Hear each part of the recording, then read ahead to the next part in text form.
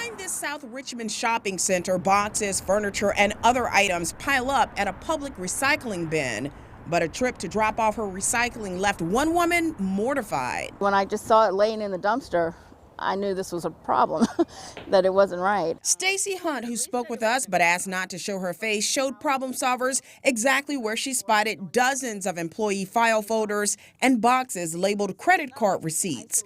Extremely sensitive information in these open bins for all to see. Documents she realized that belonged to this West End restaurant. It said Outback Steakhouse was stamped on the folder, printed on the folder, and on the outside of the jacket was the employee's full name, date of birth, social security numbers, address, phone numbers from their time of employment.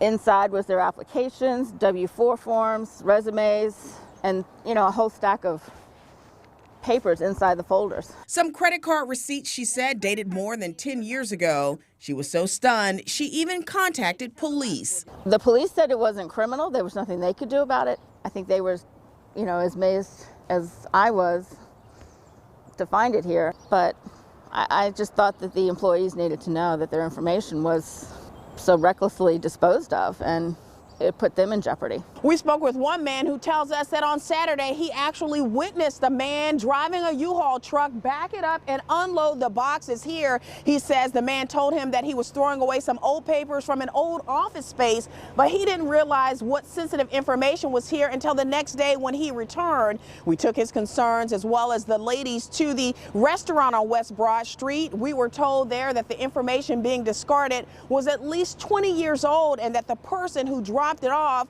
was instructed to take it to the landfill. They had no idea it would end up here in this recycling bin. Some of the stuff was kind of hanging out, and it looked like receipts, payroll stubs, everything else. I'm hoping that nobody gathered any of that information and took it with them, because there's no telling if somebody took a box with them. Make sure that nothing gets in a trash can that isn't shredded like 20 times over. The Better Business Bureau's president and CEO Barry Moore knows exactly what happens when such sensitive information falls into the wrong hands. Because they can take that information and they can build an entire dummy records of somebody else. They can go out eventually and get a driver's license. They can get a home mortgage. They can open up bank accounts. Somebody steals your personal information, it is a nightmare to get it back. And Moore says, just like individuals protecting their personal information at home, businesses should do the same for their employees. My best advice is to all companies,